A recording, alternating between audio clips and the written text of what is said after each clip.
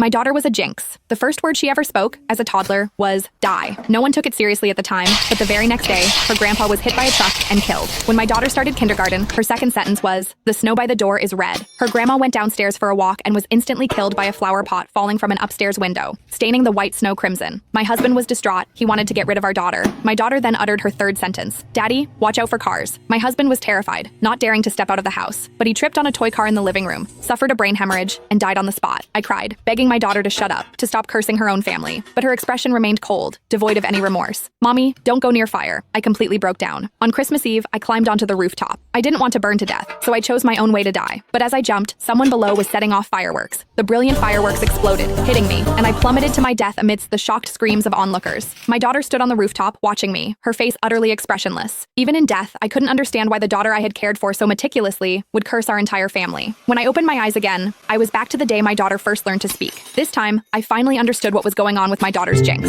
The moment I opened my eyes, I saw my 1-year-old daughter pointing at her grandpa and saying, "Die." At first, no one reacted. Grandpa was still affectionately teasing her. "What is my sweet little Lily saying? Call me Grandpa, and Grandpa will give you candy." But Lily's small face remained cold, and she repeated, "Die." A wave of fear and anger surged through me. I quickly clapped my hand over her mouth. "Don't say that word. How can you wish for Grandpa to die?" Lily struggled, muffled by my hand, and began to wail, her face turning red from holding her breath. My father-in-law, Arthur, quickly intervened. "She's just learning to talk, Sarah. Why are you getting so upset?" I pressed my lips together, my body trembling uncontrollably. "She's cursing you." Arthur paused, then laughed. "What are you talking about? She's so young. How could she possibly know what die means?" I didn't know how to explain, so I could only tell Arthur to be careful when he went out these days, especially to watch out for cars on the road. Arthur said he understood, but he didn't take it seriously at all. I repeated the warning to my husband, David, who also laughed at me, saying I was overreacting. He looked at Lily tenderly, saying our daughter was anything but a jinx. He even tried to comfort me. "Sarah, are you having postpartum anxiety? Maybe you should take a break and let my parents take care of Lily for a while." A sudden chill ran through me. I immediately shook my head. No, absolutely not. What if Lily cursed someone else when I wasn't around? But a sliver of hope remained in my mind. What if the previous incidents were just accidents? I hadn't let Arthur leave the house for days, and I'd even put away all the toy cars. I was terrified of a repeat of what happened to David in my previous memory. After a few days at home, Arthur got bored. "I'm just going for a walk in the garden downstairs. Don't you worry about it." I warned him repeatedly not to go anywhere near cars, but Arthur still had an accident. He missed a step while going down the stairs, tumbling all the way down.